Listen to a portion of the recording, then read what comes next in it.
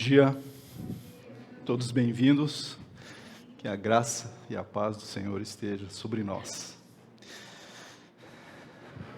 Meus irmãos, hoje a gente vai dar continuidade a Romanos, né? É um privilégio aqui de expor para vocês, de compartilhar com vocês essa mensagem que está aqui em Romanos, capítulo 12, de 13 a 21. Essa mensagem, de fato, se praticarmos ela, é revolucionária, porque isso vem diretamente da doutrina que nós recebemos durante esse tempo aqui, através do nosso irmão pastor Douglas, né, sobre a justificação da fé, sobre a graça, sobre o amor, sobre a grandeza de Deus, sobre essas doutrinas. Então a gente viu ali o coração de Deus, o que está por trás desses mandamentos aqui, que Ele espera então que nós refletimos. Então quando a gente adota essa conduta que eu vou mostrar aqui, nesses versículos aqui, a gente está refletindo a bondade de Deus, a sua justiça, o seu amor e, claro, a sua soberania, né? Porque Ele faz com que as verdades aqui, de fato, possam acontecer e trazer resultados e benefícios para a nossa vida.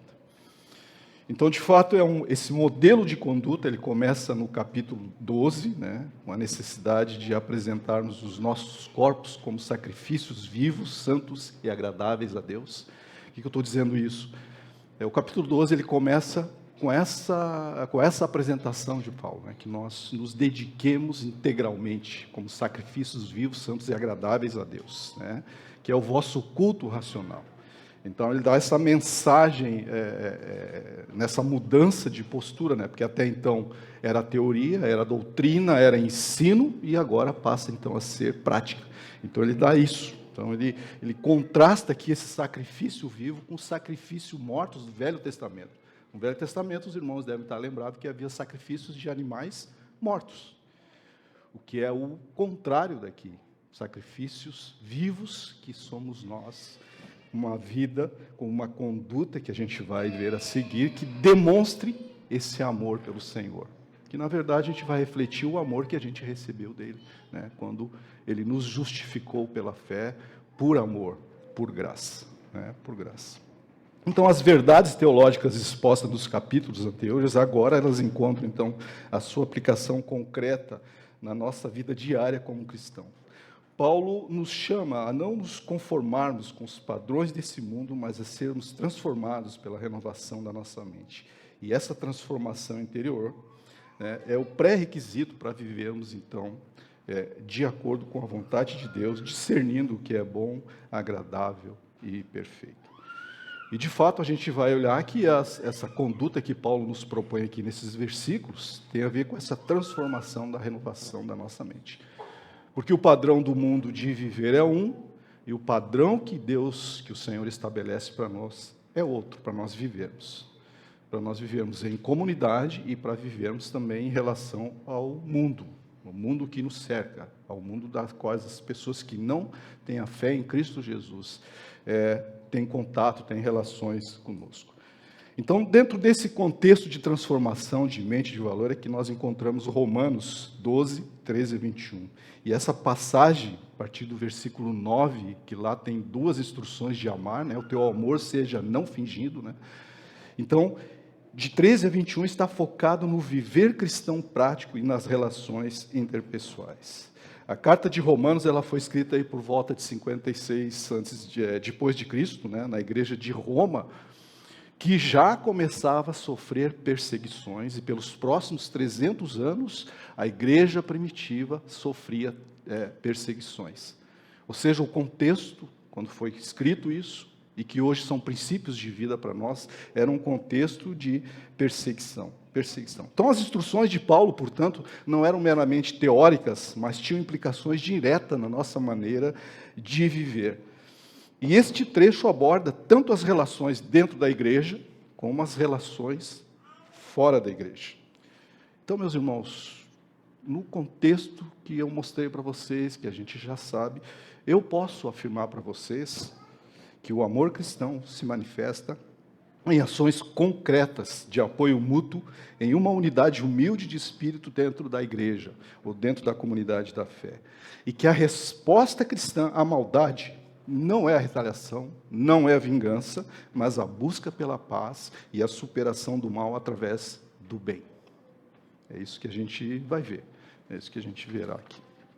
Então a mensagem de hoje concentra-se na aplicação da vida cristã. Os cristãos, nós, somos chamados a sermos diferentes, vivermos de forma diferente, tanto na vida pessoal como na vida comunitária. E o aspecto central da aplicação que a gente vai ver aqui é uma conduta de amor. O que está implícito de sermos hospitaleiros, compartilhar as necessidades uns dos outros, sermos humildes, não orgulhosos, de pagarmos o mal com o bem, a conduta, a origem está em Deus. Deus é amor. Deus é bondoso. Lembram lá quando o jovem rico perguntou para o Senhor: ô bom mestre, quem é o bom? Só há um que é bom, que é o Senhor Jesus. Então o aspecto central dessa aplicação, dessa conduta é o amor, e nesse pedido que Paulo fala a seguir, esses mandamentos, está implícito o amor ágape, o amor de Deus, o amor à igreja, os dons, o amor aos irmãos, o amor aos outros, o amor aos inimigos, e tudo isso é adoração. É um sacrifício vivo, santo e agradável a Deus. E as razões para que a gente obedeça, para que a gente adote esse estilo de vida, para que tenhamos essas condutas que a gente vai a seguir, é porque o Senhor nos amou, nos salvou, nos justificou, nos santifica à medida que a gente obedece, e Ele mesmo deu o exemplo quando esteve aqui entre nós. A gente vai ver isso. Eu dividi o texto aqui, para que a gente possa compreender melhor, em duas partes, né?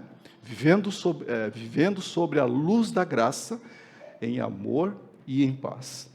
O primeiro é demonstrando o amor mútuo aqui na igreja, na nossa comunidade, com quem a gente convive o amor de Deus. Aqueles que têm a mesma fé que nós, o mesmo Senhor, o mesmo Deus. Então, esse vai do versículo 13 a 16, e o segundo vai do versículo 17 a 21. E aí agora, então, eu queria convidar os irmãos para a gente ler de novo o texto, para a gente ver de novo o texto, para que vocês possam identificar, né, esses princípios de vida, esses mandamentos que para nós aqui, de como vivermos em comunidade, como devemos viver aqui na igreja, e como devemos viver as nossas relações interpessoais com aqueles que não conhecem o Senhor Jesus e que são hostis a nós, que não gostam de nós, que têm raiva de nós, que fazem mal para nós. Como é que a gente enfrenta isso? Então vamos ler o texto então. Então de 3 a 16, voltado para a comunidade, mais voltado aqui para a comunidade, e de 17 a 21, as nossas relações interpessoais com os de fora. De novo então, vamos lá. 13. Compartilhai as necessidades dos santos, praticai a hospitalidade, abençoai os que vos perseguem, abençoai e não amaldiçoeis, alegrai-vos com os que se alegram, chorai com os que choram, tende o mesmo sentimento uns para com os outros, em lugar de serdes orgulhosos, condescendei com o que é humilde, não sejais sábio aos vossos próprios olhos, não torneis a ninguém mal por mal, esforçai-vos por fazer o bem perante todos os homens. Se possível, quanto depender de vós, tende paz com todos os homens. Não vos vingueis a vós mesmos, amados, mas dai lugar à ira, porque está escrito: a mim pertence a vingança, e eu é que retribuirei, diz o Senhor. Pelo contrário, se o teu inimigo tiver fome, dá-lhe de comer. Se tiver sede, dá-lhe de beber, porque fazendo isso amontoarás brasas vivas sobre a sua cabeça. Não te deixes vencer do mal, mas vence o mal com o bem. Vamos orar mais uma vez.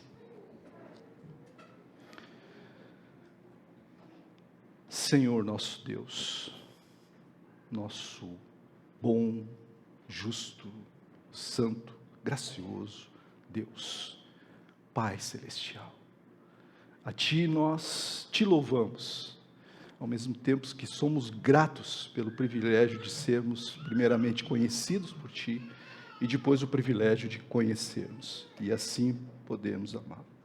Obrigado, Senhor, pelas instruções dessa palavra, aqui nesse texto de hoje, de como devemos viver entre nós e de como devemos enfrentar a hostilidade para a glória do Teu nome e em nome do amor e da paz que a gente obtém ao aplicarmos essa conduta, essas verdades em nossa vida. Abençoa-nos, Pai, com a Tua palavra hoje, de maneira que ela nos edifique, nos encoraje, Senhor, nos anime a dar glórias, a honrar o Teu nome. Corrige-nos também e ajuda-nos a ajustarmos aquilo que é bom e agradável à Tua vontade, Senhor. De que fato que sejamos um sacrifício vivo, santo e agradável a Ti. Ajuda-nos, dá-nos graça. Oramos assim, no nome mais que precioso do Senhor Jesus. Amém. Então, a primeira parte dos versos de 13 a 16 mostra que o amor cristão não é apenas um amor abstrato, e ele se traduz em ações tangíveis, palpáveis, visíveis, ou seja, que as pessoas possam ver, que as pessoas possam sentir. E edificam e fortalecem a igreja quando a gente faz isso, quando isso torna-se obra, quando isso funciona no nosso meio, na comunidade da fé. Nos versículos de 13 a 16, então, Paulo nos oferece um quadro prático de como esse amor deve ser vivido entre nós, entre os irmãos aqui na igreja. No versículo 13, Paulo nos exorta a compartilhar as necessidades dos santos e a praticar a hospitalidade. Duas coisas, compartilhar a necessidade dos santos e praticar a hospitalidade. A palavra santos, a gente sabe que aqui se refere aos nossos irmãos, nossas irmãs na fé, aqueles que foram separados por Deus para Ele. E a expressão necessidades, ela aponta para aquelas carências práticas, né? Especialmente materiais, né? Alimentos, vestuário, abrigo, necessidades também emocionais, né? No contexto da igreja primitiva, naquela época, não tinha tantos hotéis, não tinha tantas pousadas, então esse contexto de necessidades de hospitalidade era para aqueles missionários, aqueles irmãos que transitavam de uma igreja para outra. Então eles tinham, aqueles irmãos hospedavam essas pessoas. Então é um contexto diferente do nosso. Mas é importante a gente ressaltar aqui que o princípio de vida cristã é que sejamos, que a gente compartilhe das necessidades dos santos e sejamos hospitaleiros. Esse é um princípio. É importante a gente adotar essas coisas. Por exemplo, princípios, meus irmãos, eles não mudam, são sempre os mesmos. Não mudam, são sempre os mesmos. Então, é princípio de vida. É tipo assim, eu sempre vou querer ajudar os irmãos, sempre que eu tiver a oportunidade de ajuda, eu vou fazer isso. Eu vou ser hospitaleiro, vou convidar os irmãos para estar lá em casa, para almoçar junto, para termos comunhão, ou quando a igreja faz algum, eu estou lá junto com eles, né? O irmão lá teve uma perda, está sofrendo, eu vou lá chorar e tal. Então, estas coisas, né, de fato, fortalecem a igreja. Então, o princípio permanece relevante. Nós somos chamados a estar atentos aos nossos irmãos e irmãs na igreja, na comunidade, oferecendo ajuda prática, abrindo os nossos lares e vidas para aqueles que precisam e fomentando o senso de comunidade e de pertencimento. Estender a hospitalidade é expressão de amor e de comunhão. E isso tem como benefício que fortalece os nossos laços uns com os outros. Por exemplo, foi isso que aconteceu em Atos 42, 35, quando diz assim, da multidão dos que creram, era um coração e a alma. Era um coração e alma. Ninguém considerava exclusivamente sua nenhuma das coisas que possuía. Tudo, porém, lhes era comum. Pois nenhum necessitado havia entre eles, porquanto os que possuíam terras ou casas, vendendo-as, traziam os valores correspondentes e depositavam aos pés dos apóstolos. Então, se distribuía a qualquer um à medida que alguém tinha necessidade. Hebreus 13, 12 diz assim, não se esqueçam de demonstrar hospitalidade, porque alguns, sem saber, hospedaram anjos. 1 Pedro 4,9 diz assim, sede mutuamente hospitaleiros, sem murmuração. Meus irmãos, são versos que reforçam a importância do compartilhamento e da hospitalidade como marcas da igreja e como marcas da nossa vida cristã de maturidade. A interconexão entre compartilhar e hospedar sugere uma comunidade, sugere uma igreja onde os cristãos ativamente cuidam uns dos outros, tanto em suas necessidades materiais quanto relacionais, emocionais, criando um ambiente forte de apoio mútuo. Então, se a gente quiser ter um ambiente de apoio mútuo, um ambiente forte de pertencimento, vamos compartilhar as necessidades uns dos outros, sendo hospitaleiros. Então, esse é o verso 1, né, compartilhando as necessidades e sendo hospitaleiro. O versículo 14, Paulo nos apresenta um desafio radical, diferente do mundo. Ele diz assim, abençoe aqueles que os perseguem, abençoe e não amaldiçoem. Não amaldiçoem. Por que é contrário? Porque a natureza humana, a nossa natureza humana é para retalhar. Né? Me bateu, me deu um soco, eu dou 2 de volta. E sabe que se você fizer isso, sabe quando que isso acaba? Quando um morrer. Né? Então, violência acaba gerando violência. Então, abençoe aqueles que os perseguem, abençoe e não amaldiçoe. Essa ordem é contrária à natureza humana, porque tende o quê? A retaliação. No entanto, ela reflete o ensino do Senhor Jesus no monte, quando ele diz lá, eu, porém, vos digo, amai os vossos inimigos e orai pelos que vos perseguem.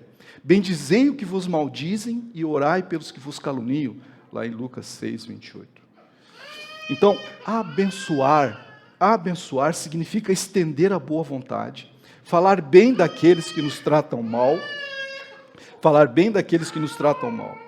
Na Bíblia, a bênção invoca o favor e a proteção de Deus, enquanto que a maldição chama o mal sobre alguém. Então, como cristãos, nós somos chamados a ser agentes de bênção no mundo, mesmo para aqueles que nos utilizam. Esses versículos que eu falei para vocês, eles ecoam, eles mostram, né, essa instrução do Senhor Jesus. Então, meus irmãos, compartilhar as necessidades, a hospitalidade, abençoar aqueles que nos perseguem. E o versículo 15, então, nós somos chamados à empatia e à comunhão nos sentimentos. Diz assim, alegrem-se com os que se alegram, chorem com os que choram. Isso significa compartilhar as alegrias e as tristezas dos nossos irmãos na fé, demonstrando cuidado e compaixão genuíno. A comunhão cristã transcende as circunstâncias individuais, unindo cristãos no espírito em um mundo que muitas vezes é totalmente individualista, ou pelo menos na maioria das vezes, geralmente ele é individual, ele é egoísta, né? Ele é egoísta. 1 Coríntios 12, 26, assim, de maneira que se um membro sofre, todos sofrem com ele, se um membro é honrado, com ele todos se regozijam. Ou Gálatas 6:2, quando diz assim, ajudem a levar os fardos uns dos outros e obedeçam, desse modo, a lei de Cristo. A lei de Cristo. Então, esses versos nos lembram da nossa identidade coletiva como corpo, como igreja. Então, se o irmão sofre, todos sofrem. Né? Se o irmão se regozija, devemos nos regozijar, nos alegrar. Isso tem a ver com o quê? Com um amor genuíno, né? E que a gente não esconde, não é hipócrita, né? Quando a gente tem essas reações, esses sentimentos. Então, esses versos, eles lembram a nossa identidade coletiva como corpo de Cristo, ilustram esse princípio de apoio mútuo, compartilhamento emocional dentro da comunidade cristã. Meus irmãos, praticar a empatia constrói relacionamentos mais fortes dentro da igreja. E reflete, sabe o quê? O coração de Deus, que é compassivo e misericordioso. Além disso, ele nos ajuda a evitar a inveja, o julgamento e falar mal em relação aos outros. Tende o mesmo sentimento uns para com os outros. No verso 16, nós somos exortados à unidade e à humildade de pensamento. Antes era sentimentos, agora pensamentos. Então diz assim o versículo. Tenham o mesmo sentir uns com os outros. Não sejam orgulhosos, mas associem-se com os humildes e não sejam sábios aos seus próprios olhos. Ter o mesmo sentir ou viver em harmonia, muitos dos comentários e outros artigos que eu vi aqui, às vezes é viver em harmonia.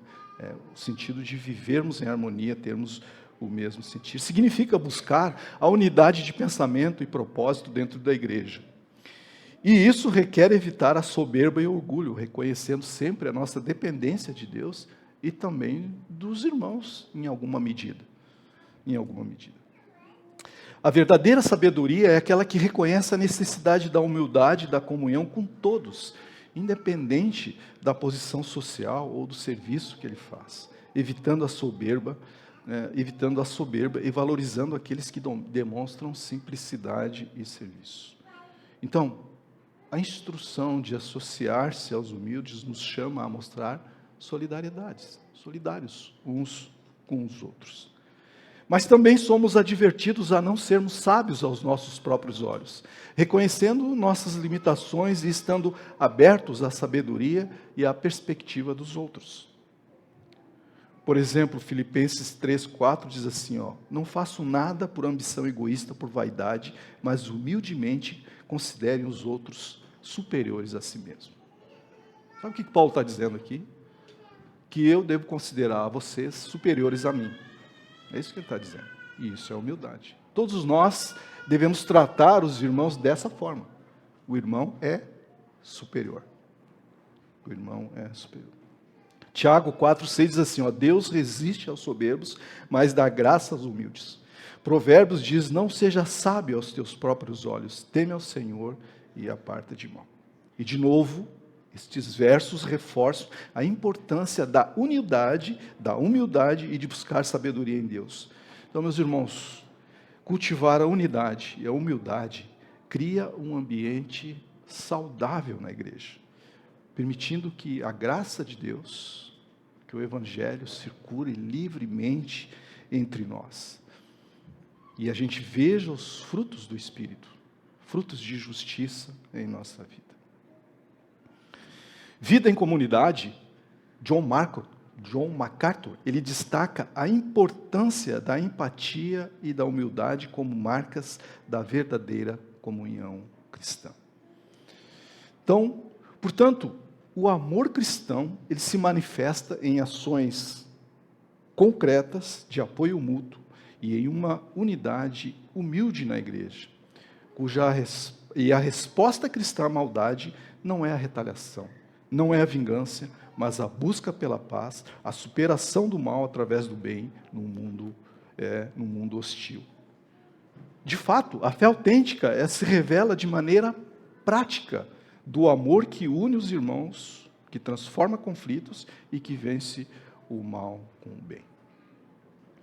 Essa foi a primeira parte mais voltada para nós. Então, esses são ensinamentos, são verdades, eu diria que são princípios de vida que devem fazer parte da nossa vida.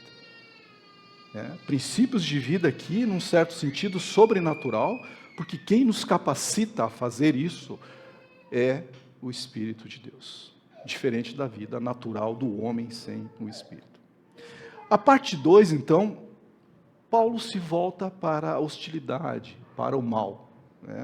Então, é um olhar sobre a luz da graça, buscando a paz e vencendo o mal com o bem no mundo hostil. Nessa segunda parte, que vai dos versículos 17 a 21, Paulo orienta os cristãos sobre como lidar com a hostilidade e o mal. Você sabe lidar com a hostilidade, com o mal? Você sabe lidar quando alguém trata mal de você? Ou quando alguém te persegue e faz mal para você? Como é que você faz? Como é que você age diante de situações assim? Então, o chamado é para uma resposta que reflete a natureza de Deus. E Deus está dizendo para nós, abstenha-se da vingança, reaja com bondade, busque a paz, demonstre o amor, pois o amor é mais forte que qualquer injustiça. Por que o amor é mais forte que qualquer injustiça? Alguém sabe? Alguém lembra? Porque Deus é amor. Então não tem ninguém nada mais forte do que Deus. Deus é amor.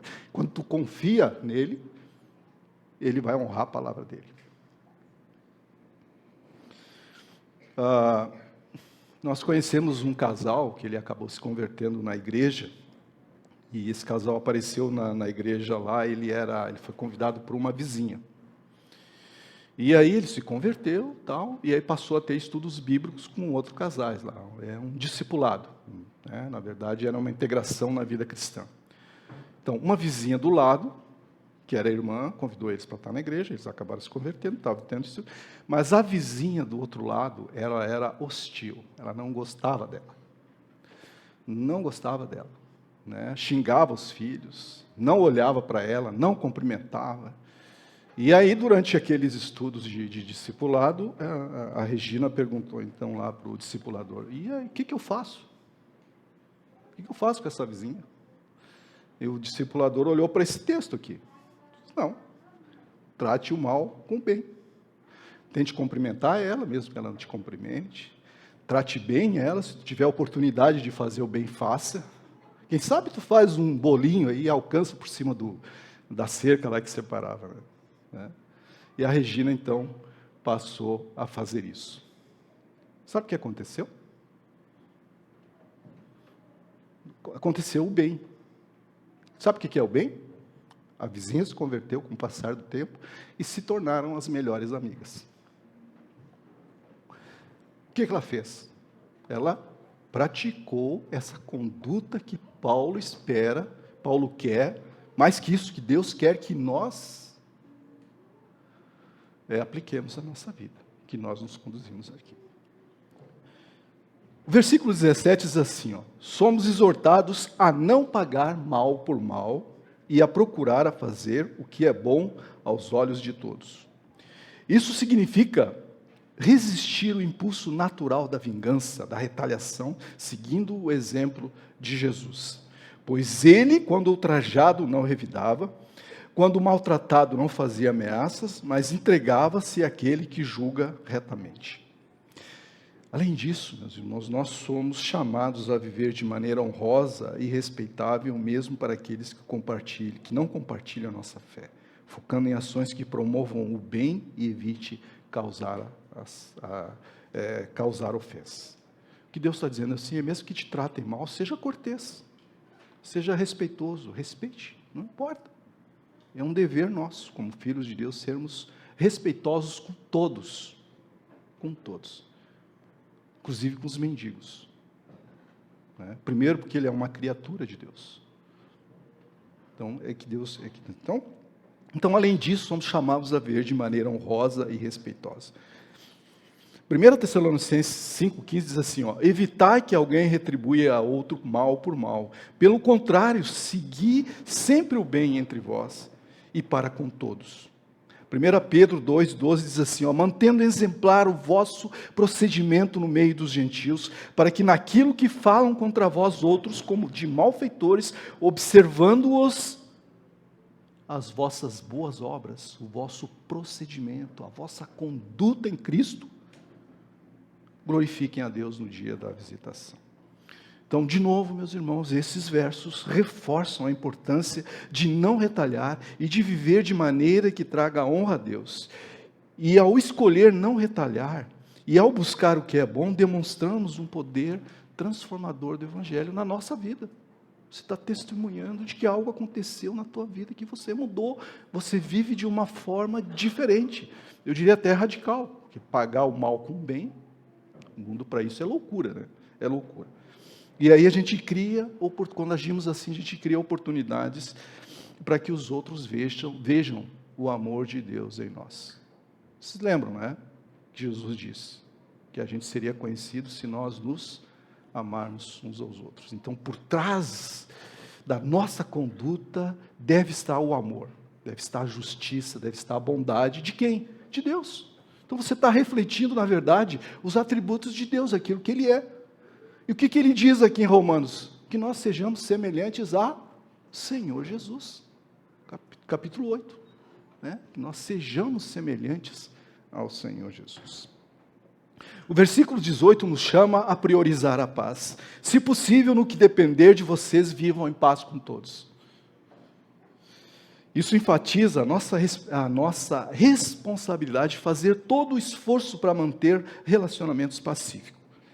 Mas é claro que aqui, aqui que a gente acabou de ler, se possível, no que depender de vocês, reconhece que a paz nem sempre é possível com os outros.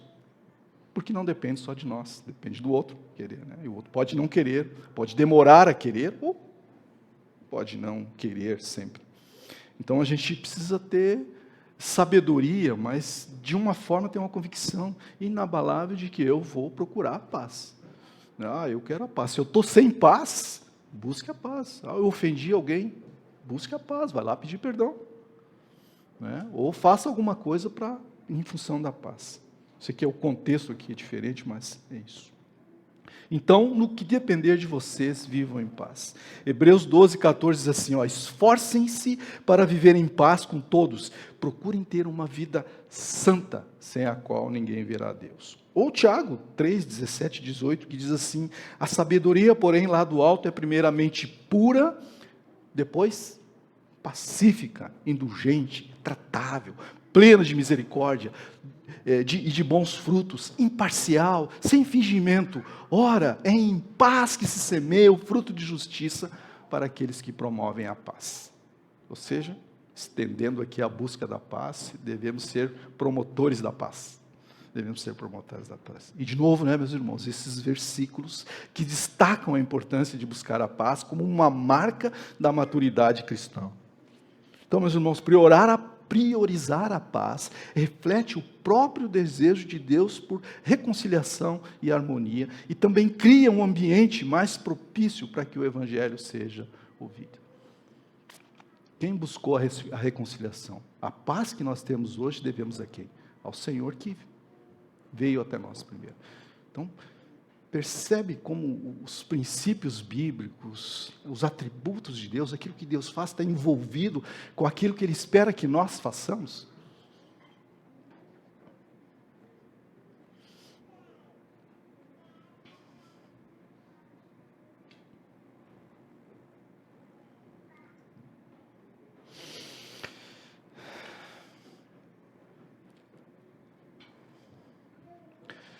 No versículo 19, somos, então,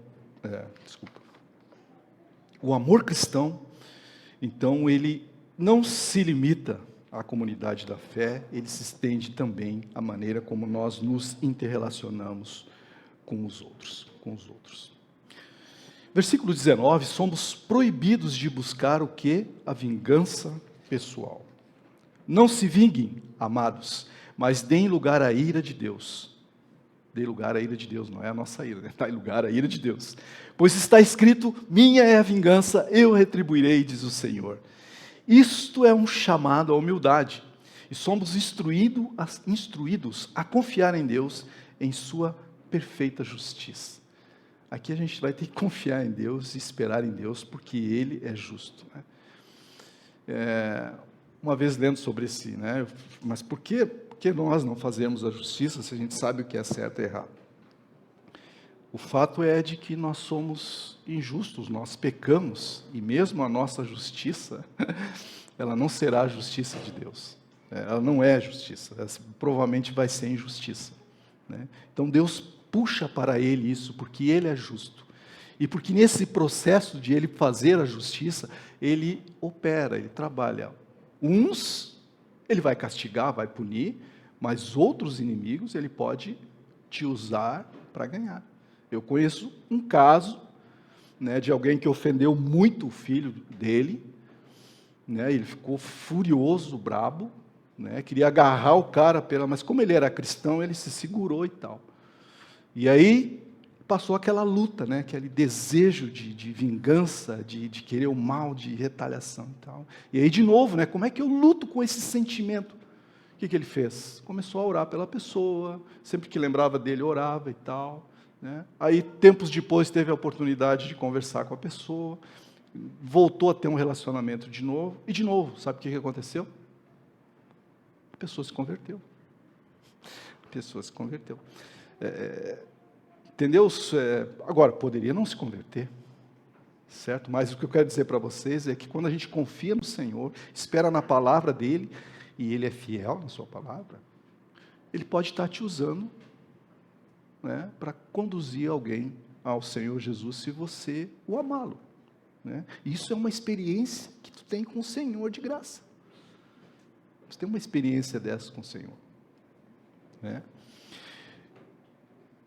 Isso é um chamado, então, à humildade. Somos instruídos a confiar em Deus, em sua perfeita justiça. E a sua perfeita justiça, Ele que é justo, vai lidar com a injustiça praticada a nós, seus filhos. Né? A citação de Deuteronômio 32, 35 diz assim, ó, lá em Deuteronômio já dizia assim: a vingança cabe a mim, eu lhes darei o troco. No devido tempo seus pés escorregarão, o dia da calamidade chegará e o seu destino os alcançará. Lá no Velho Testamento, Deus já era o vingador do seu povo. Esse versículo reforça o princípio de que a vingança pertence somente a Deus. Pertence somente a Deus. Hebreus 10:30 diz assim: ora, nós conhecemos aquele que disse, a mim pertence a vingança, eu retribuirei. E outra vez, o Senhor julgará o seu povo. E aqui de novo, meus irmãos, são versos paralelos que reiteram o papel de Deus como juiz e vingador final. Não nós. Não nós. Abrir mão do desejo de vingança nos liberta da amargura e nos permite seguir em frente com perdão e paz, reconhecendo a autoridade suprema de Deus sobre a vida dos nossos inimigos, daqueles que nos utilizam. John MacArthur, de novo, ele enfatiza que confiar na justiça divina é um ato de fé que nos liberta da necessidade de vingança. Um ato de fé. Por que um ato de fé? Porque os nossos sentimentos, e talvez a nossa vontade, o que é? É de retalhar, é de se vingar. Aí é um ato de fé porque não tem nenhum sentimento. Aonde que tu vai colocar a fé? Onde que tu vai colocar a tua confiança? Tão somente em Deus, na sua palavra. Vou confiar nele. Custe o que custar, sinta o que sentir. Passe o que passar, né, com o inimigo. Né? Então, ninguém se vingue, amados, diz Paulo, mas deem lugar à ira de Deus. O versículo 20 nos apresenta um mandamento surpreendente. Ao contrário, se o teu inimigo tiver fome, deles de comer, se tiver sede, deles de beber, fazendo isso você amontoará as brasas vivas sobre a cabeça dele. A prática de estender a bondade até mesmo os inimigos, isso demonstra uma força do amor cristão. Claro, do amor de Deus. Então, ao suprir as necessidades dos nossos inimigos, dos nossos adversários, nós testemunhamos o poder transformador que só o amor pode operar. Se você tiver um caso de hostilidade, faça isso para você ver como Deus opera, sem você perceber. Às vezes só vai perceber depois que, né, acontecer alguma coisa. Mas essa metáfora de amontoar brasas vivas sobre a cabeça, ela significa causar vergonha e convicção no inimigo, levando ele ao arrependimento. Então, meus irmãos, esses atos e práticas de amor transformador, eles estão refletidos lá em Provérbios, lá em Mateus de novo. Provérbios 25, 21, 22 diz assim, ó: se seus inimigos tiverem fome, deles de comer, se tiverem sede, deles de beber, você amontoará brasas vivas sobre a cabeça deles, e o Senhor o recompensará. Provavelmente Paulo tirou essa instrução em Romanos, provavelmente aqui de Provérbios. Mas, de novo, Mateus 5, 4, 4 diz assim, ó: eu, porém, lhes digo, amem seus inimigos e orem por aqueles que o perseguem. Essa é a resposta nossa às hostilidades, ao mal. Você tem fé para isso? Você confia nisso? De que Deus vai fazer a sua justiça? De que Deus nessa circunstância está trabalhando, operando na nossa vida para que a gente cresça em graça, em conhecimento e fortalecendo a vida? Responder ao ódio com amor e bondade é uma maneira poderosa de derrubar barreiras e potencialmente conquistar nossos inimigos, demonstrando assim a natureza de sermos diferentes, a natureza de Deus em nós. Radical, né? O mundo acha isso loucura e muitas vezes não entende. Então, meus irmãos, Se o teu inimigo tiver fome, dê de comer, se tiver sede, dê de beber. E o versículo 21, finalmente nos é dado a seguinte exortação: não se deixe vencer o mal, mas vença o mal com o bem. Vencer o mal com o bem, segundo Hernandes Lopes, conecta essa orientação ao caráter de Deus, que é bondoso e misericordioso, chamando os cristãos a refletirem essas qualidades em suas ações, em sua conduta, em seu comportamento. E isso nos chama a uma resistência ativa ao mal através de ações positivas. Não devemos simplesmente tolerar o mal, mas trabalhar ativamente contra ele com bondade, escolhendo o amor, escolhendo o perdão, escolhendo a gentileza ao invés do ódio, ao invés da vingança. E essa resistência ativa reflete a vitória final de Cristo sobre o pecado e sobre a morte. 1 João 4,4 diz assim: filhinhos, vocês pertencem a Deus e já venceram os falsos profetas, pois o Espírito que está dentro de vocês é maior do que o Espírito que está fora. Apocalipse 2,7 diz assim: quem tem ouvidos para ouvir, ouça o que o Espírito diz às igrejas. Ao vitorioso darei o fruto da árvore da vida que está no paraíso de Deus. Vencer o mal com o bem, diz John Piper, argumenta que essa é uma demonstração de poder transformador do Evangelho que nos capacita a agir com bondade, mesmo em situações difíceis. Essa exortação final, ela nos oferece a esperança e a direção de viver num mundo caído, lembrando-nos, mesmo diante do grande mal, o poder do amor de Deus expresso através das nossas ações. E se nós fizermos isso, se sob a ótica da graça vivermos em amor e buscarmos a paz, certamente prevaleceremos. Certamente Deus prevalecerá através de nós. Então, meus irmãos, o amor cristão, ele se manifesta em ações concretas, de apoio humilde, em uma unidade humilde na igreja. E que a resposta cristã à maldade não é a retaliação, mas a busca pela paz e a superação do mal através do bem. O amor cristão não é apenas um sentimento abstrato, mas ele traduz ações tangíveis, palpáveis, visíveis, e fortalecem a nossa igreja, fortalecem a nossa comunidade. Nos versículos de 13 a 16, Paulo oferece um quadro prático de como esse amor deve ser vivido entre os irmãos. Já nos versículos 17 a 21, Paulo nos ensina a responder à maldade com a busca pela paz e a superação do mal através do bem. Então, meus irmãos, a teologia da justificação pela fé que a gente viu antes em Romanos, a graça imerecida de Deus em nossa justificação deve nos levar a essa vida de gratidão e serviço uns aos outros. Nossa identidade como pecadores justificados, salvos pela graça, deve promover essa humildade, essa unidade na igreja, na nossa comunidade. O Espírito Santo que nos guia em toda a verdade, que capacita a nossa santificação ou a nos santificar, ele também nos habilita a viver dessa forma sobrenatural, amando os inimigos, vencendo o mal com o bem, compartilhando as necessidades, tendo os mesmos sentimentos, rindo com os que riem, chorando com os que choram, pagando o mal com o bem. Nossa identidade como sacrifícios vivos tem implicações diretas nos nossos relacionamentos com os outros.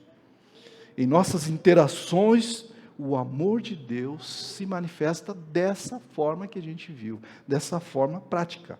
Ao amarmos os nossos inimigos, refletimos o próprio amor de Deus por aqueles que estão longe.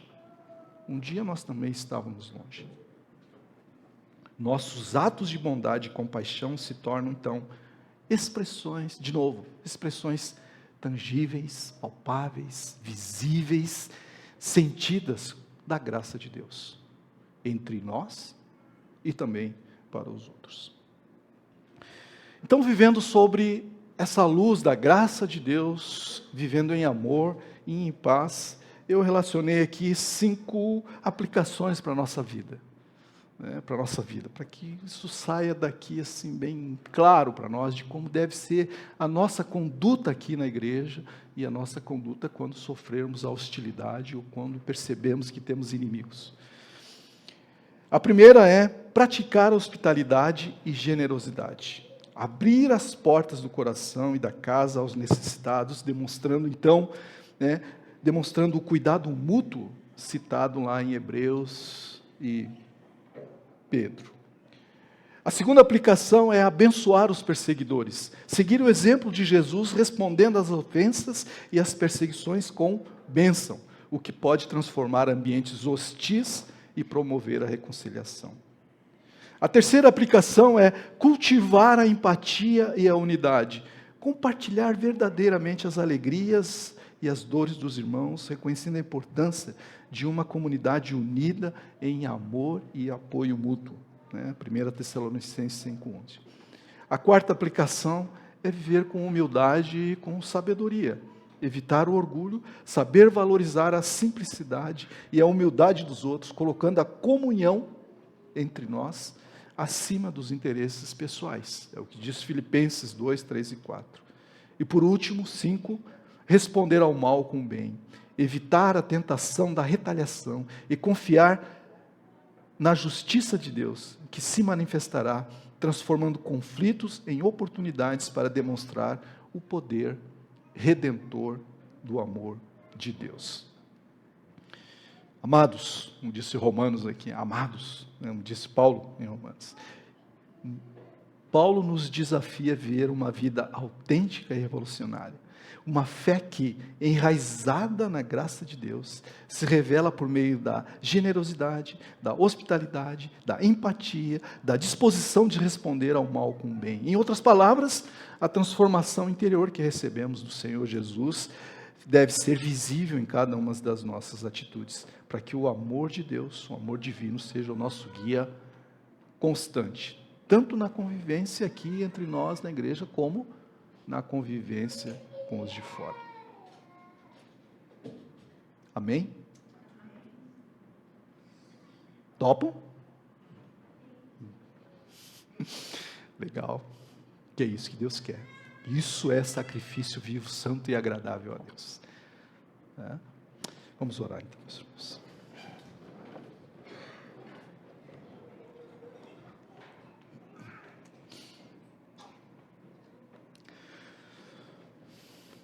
Nosso bom, justo, gracioso e amoroso Pai Celestial, te agradecemos por Tua palavra que nos guia e nos transforma. Ajuda-nos a viver em amor uns com os outros, compartilhando as nossas necessidades, nossos recursos com aqueles que precisam. Dá-nos um coração disposto a abençoar aqueles que nos perseguem e nos alegrarmos com aqueles que se alegram e chorarmos com aqueles que choram. Ensina-nos, Senhor nosso Deus, nosso bom, amável e adorável Pai Celestial. Ensina-nos a buscar a unidade e a humildade, evitando o orgulho e a sabedoria dos nossos próprios olhos. Capacita-nos a não pagar o mal com o mal, mas a buscar a paz e a vencer o mal com o bem, confiando que o Teu amor, a Tua justiça, no mundo, Senhor. Ajuda-nos, ó Deus. Dá-nos graça, Pai. Assim queremos honrá-lo, Senhor. E sobre a graça que recebemos, que entendemos, viver em amor e paz. Oramos assim agradecidos no nome daquele que é o nosso amor, a nossa paz, o Senhor Jesus. Amém, Senhor.